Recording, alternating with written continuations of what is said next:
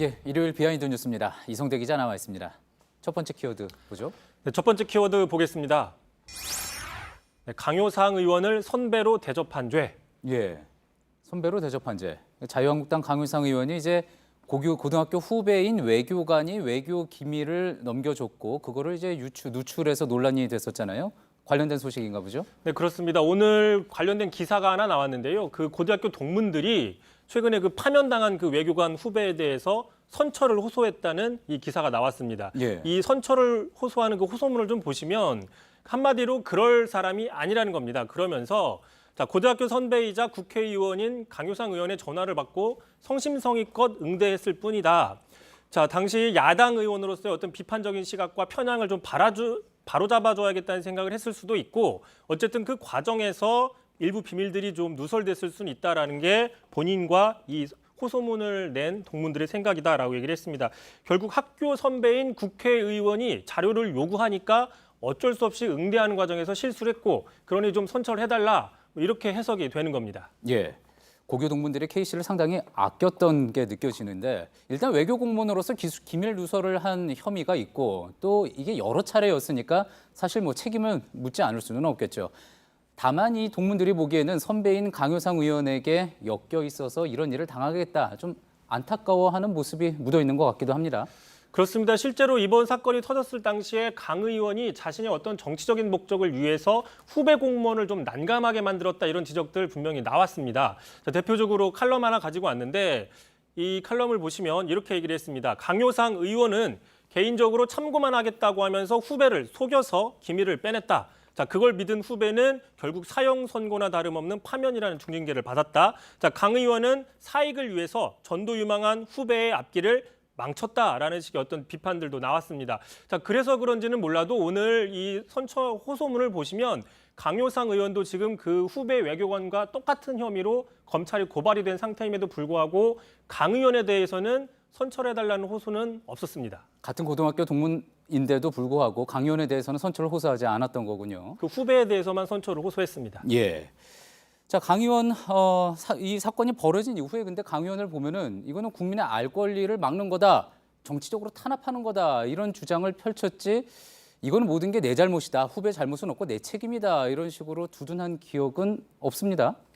일단 마음이 좀 고초를 받는 것 같아 마음이 좀 좋지 않다, 미어진다 이런 식의 표현을 했지만 이게 다 내 잘못이다, 내 책임이다라고 얘기가 강하게는 하진 않았습니다. 예. 어쨌든 참고로 강효상 의원 같은 경우에는 그동안 정치 활동을 하면서 선배라는 표현들, 선배 관계를 종종 따져왔는데 좀 몇 가지 보시면요. 지난 2017년 국회 상임위 과정에서 당시 김용수 과학부장 차관에 대해서 면전에서 내가 당신의 대학 선배인데 과연 대학에서 뭘 배웠는지 부끄럽다라고 하면서 면전에서 좀 그 비판을 한 적도 있었고 예. 같은 2017년이었죠. 유승민 바른미래당 의원을 비판하면서 자, 제1야당 대표이자 당시 홍준표 대표입니다. 제1야당 대표이자 정치 선배인 홍준표 대표에게 조롱하듯 영감이라고 운운하는 것은 예의가 아니다라고 이렇게 유승민 의원을 비판한 적이 있습니다.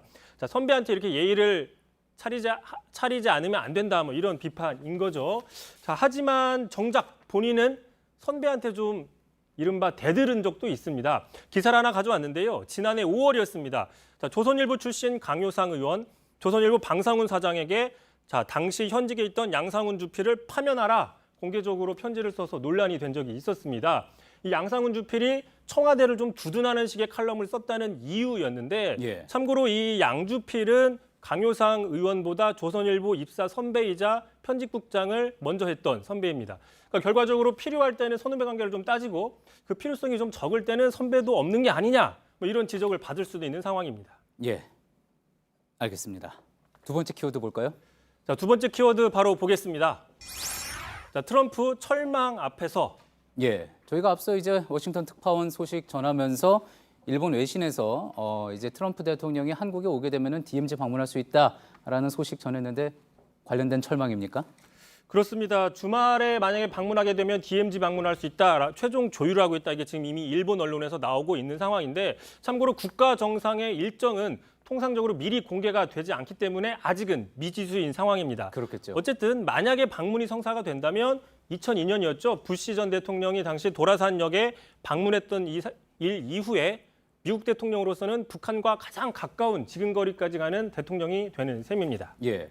사실 뭐 이런 이야기 처음 듣는 것은 아닙니다. 트럼프 대통령이 한국을 찾으면 DMZ를 갈 거라는 관측 몇 번 나왔었는데 이게 지난 2017년이었죠. 그때도 처음 방한을 했을 때 DMZ 가려다가 무산된 적이 있지 않았습니까? 그렇습니다. 말씀하신 것처럼 방한 이튿날 아침에 일찍 용산기지에서 자신의 전용 헬기 마린원을 타고 DMZ 쪽으로 날아가다가 안개가 너무 많이 껴가지고 결국에는 목전에서 돌아왔던 적이 있었습니다. 예. 당시 트럼프 대통령이 상당히 아쉽다는 그런 의사를 여러 차례 밝혔는데 자, 당시 그 이후에 임종석 당시 비서실장한테 직접 들은 얘기입니다. 그 한미 간의 그 방문지 일정을 조율하면서 첫 번째는 평택 미군 기지, 또 두 번째는 DMZ다라고 얘기했을 때 미국 측에서는 자, 평택 기지는 무조건 가야 된다라고 얘기를 했다고 합니다. 자, 그러다 보니까 만약에 두 군데를 다 가고 싶으면 한국에 좀 일찍 들어오라, 뭐 이런 식의 조율 과정들이 있었다고 합니다. 예. 트럼프 대통령 본인도 상당히 가고 싶어 했다는 거군요. 당시 이제 기억을 해보면은 DMZ 방문을 하려고 했던 게 즉흥적으로 이제 결정이 됐던 것처럼 보도가 되기도 했었는데 지금 이성대 기자 얘기 들어보면 양국 간에 사전에 좀 조율이 돼 있었던 거군요. 그렇습니다. 양국의 정상의 통화와 또 당국자들의 어떤 치밀한 조율을 통해서 이루어지는 과정인 거고요. 참고로 어쨌든 트럼프 대통령은 우리나라 비무장지대 애착이 좀 남다른 모습입니다. 예. 지난해 북미 정상회담 장소와 날짜를 앞두고 상당히 궁금증을 유발하던 당시에 트윗을 이렇게 한 적이 있었죠. 자, 남북 접경 지역인 판문점의 평화의 집이나 자유의 집에서 하는 건 어떠냐 한번 물어보자라고 공개적으로 전 세계에 이렇게 물어본 적도 있었습니다. 예. 자, 그러면 트럼프 대통령이 이제 일본 외신이 보도한 바에 따른다면 그게 맞다면은 그래서 이제 DMZ에 간다면은 그곳에서 연설을 할 수 있다고도 보도가 나왔잖아요. 지금 이 교착 상태에 빠져 있는 북한 비핵화 문제 그런 어떤 방문과 연설을 통해서 어떤 돌파구가 마련될 가능성도 있겠군요.